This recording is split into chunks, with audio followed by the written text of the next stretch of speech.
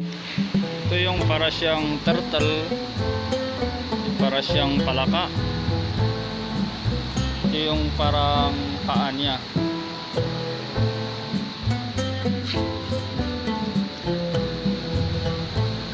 Ito yung parang mata niya. Ito may butas dito, malalim.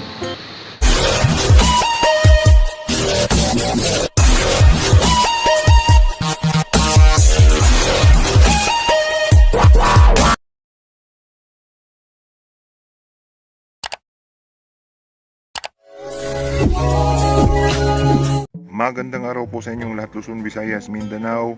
Welcome back uli sa aking channel mga ka-treasure hunter. Magbabalik na naman po tayo at magbabahagi na naman po ng kaunting kaalaman tungkol po sa pagti-treasure hunting.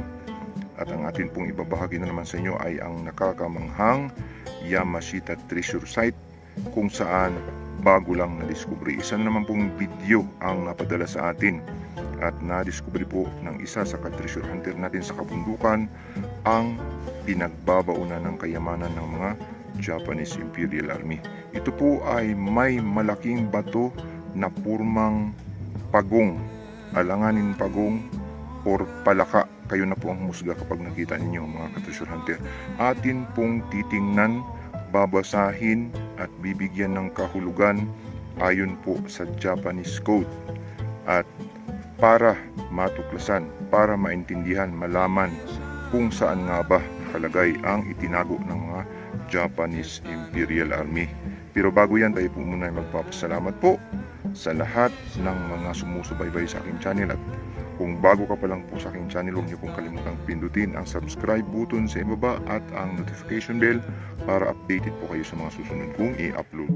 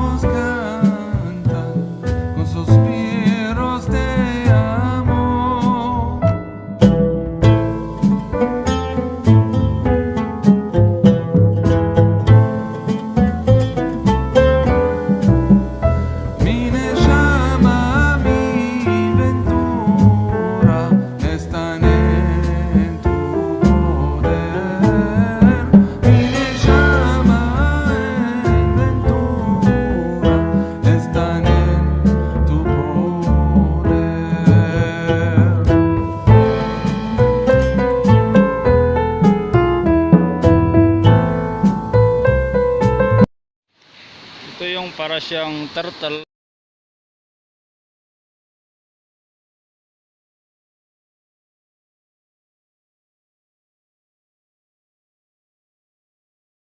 yung para siyang palaka. Ito yung parang paa niya.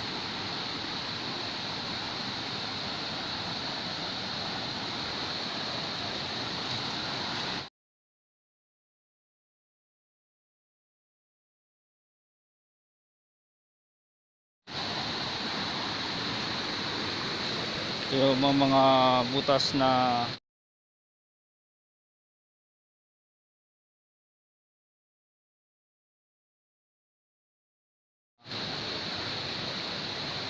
nakarga ng putik.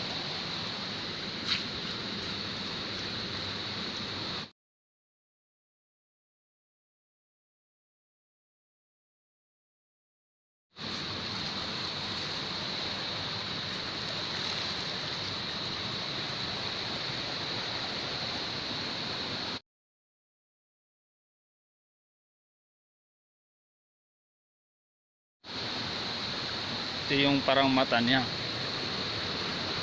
Dito may butas dito, malalim.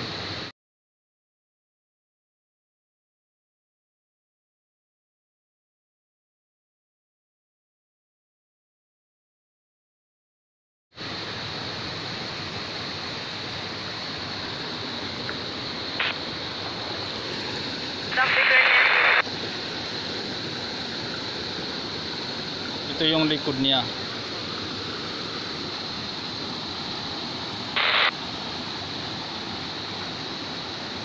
May pyramid doon na isa. Nga mangisin ay akan ka.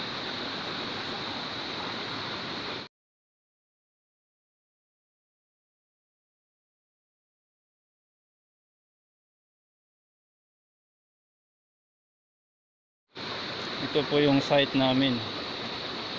Ito po yung mga sinyal.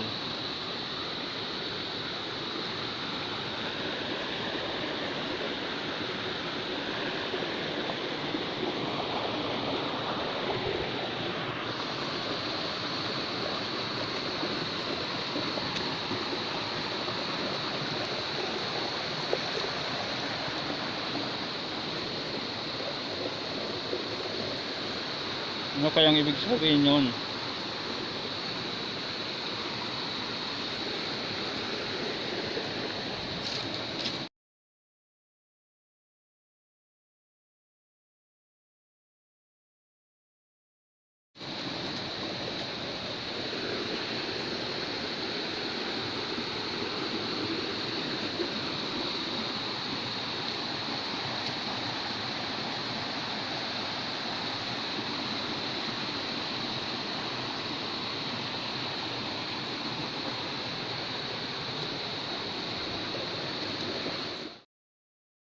So napanood po natin ang kanya pong video na ipinadala sa atin at nakita natin na isa pong napakalaking turtle na nakadapa po sa gitna ng sapa.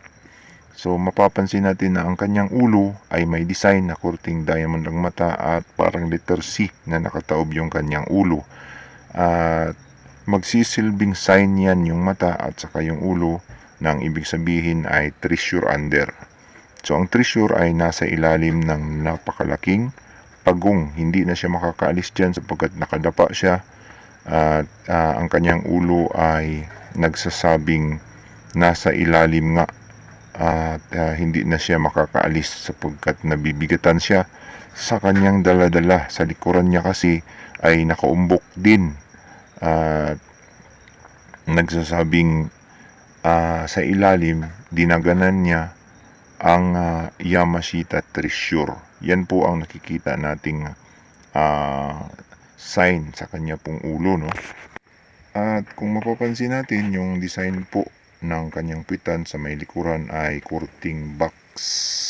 So may pagka-box type. At yung parang letter C na design, ang ibig sabihin niyan ay under. So gold bars, boxes of gold bars na baon sa ilalim. Nasa ilalim ng turtle, no? Na malaking bato. Yan po ang ating nakikita na design na nagsasabing nasa ilalim niyan ang boxes of gold na sinasabi ng design ng kanyang pitan na hinihila ng napakalaking turtle na yan na nakadapa sa gitna ng sapa, no? At yung kanyang umbok sa may gilid yan may parang letter C na nakataob. Yan po ang ibig sabihin din yan ay under. At yung design niya na parang mga kurting box sa gilid at kurting diamond, ibig sabihin niyan boxes of gold bars and diamond deposit. So dalawa ang ating pwedeng makuha rito. At yung skull na yan, ang mga design niya ay box, yung mata niya at diamond shapes na may hole dyan sa gilid. Yung ibig sabihin niyan ay nasa ilalim, may drilled holes. So deposit ang ibig sabihin niyan, buried underneath. So hindi ka nalalayo, nandyan na sa kinaroroonan po ng napakalaking pagong na yan, nakadapa, na ibig sabihin nandyan lamang. At maaaring napakatigas, sulit ang kinaroroonan po ng Yamashita treasure na isang pagong na nakadapa sa gitna ng sapa. Kahit na bumaha ng napakalakas yan ay hindi basta-bastang matibag yan sapagkat napakalaki at napakatibay ang pagkagawa ng mga Japanese Imperial Army. Bukod sa napakatibay ay maaaring medyo makapal at malawak yung ginawa ng mga Japanese Imperial Army sapagkat proteksyon para doon sa kanilang inilagay sa ilalim sapagkat ito po ay daluyan ng tubig at maaaring sisirain ng tubig kapag medyo manipis ang kanilang ginawang konkrito. Kaya siguradong makapal ang bato na kinover dyan para maprotektahan yung ginawa ng mga Japanese Imperial Army sa ilalim, yung taguan nila ng Yamashita Treasure. So kapag turtles na nakadapa ay siguradong gold bars yan ang pinaka main deposit sa ilalim. Boxes of gold bars. Yan po ay ayon sa libro ng Japanese na ating nabasa, no? Bago tayo magtapos, ulitin ko po ang digging spot ay mismong nasa ilalim po ng napakalaking turtle. Ayon po sa design, marker ng kanyang katawan ay nagsasabing underneath o under the big turtle, Yamashita Treasure, na nasa ilalim po ng napakalaking turtle. Yan po ang digging spot. Yung diamond ay makukuha natin yan sa paligid. Yung sign po na sinabi natin kanina dun sa pyramid na parang may nakayuko na budang maliit na may tatlong parang hole na medyo malabo ay nagsasabing object at maaring makakuha doon ng diamond. So dalawa, gold bars and diamond deposits ang nasa area po ng na-discovery ng ating ka-treasure hunter na Yamashita Treasure Site.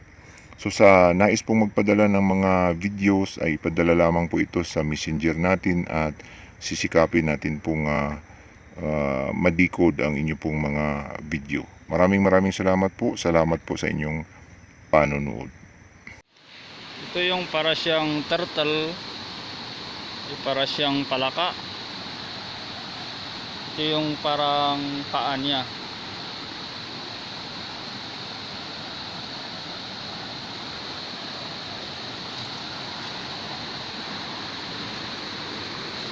Yung mga butas na nakarga ng putik.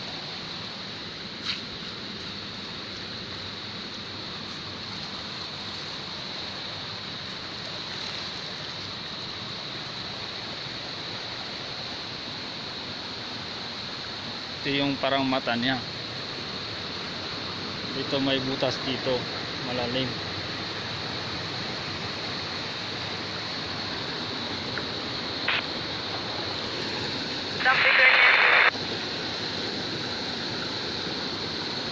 Ito yung likod niya.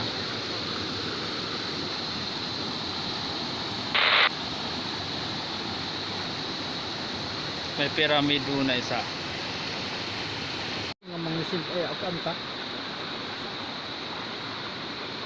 Ito po yung site namin. Ito po yung mga sinyal.